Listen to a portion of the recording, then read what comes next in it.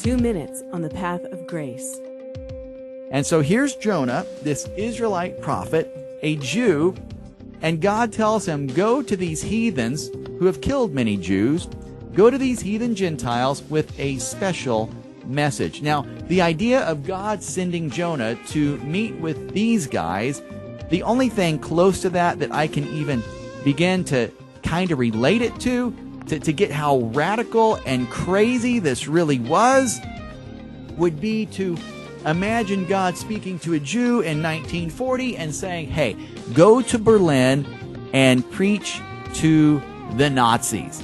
Probably would be very, very scary, right? So when God tells Jonah to go to Nineveh, what does Jonah do? Look at verse 3. But Jonah arose to flee to Tarshish from the presence of the Lord. God says, Jonah, I want you to go to Nineveh to preach to these people. Jonah says, I hear you, Lord, but I'm taking off in the exact opposite direction.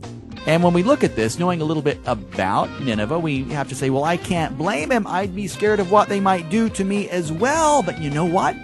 As we go through this book, we discover that Jonah wasn't afraid of what the Assyrians would do to him. Listen carefully. Jonah was afraid that if he went and they heard about God, that God would not do to them what Jonah really wanted God to do to them. Jonah wanted God to just annihilate them, wipe them out. That's what Jonah wanted. But God's heart, Jonah knows from the get-go, is a heart of mercy. And so Jonah doesn't want to go to Nineveh for fear that God will be merciful to them. To hear more, visit jamesflanders.com.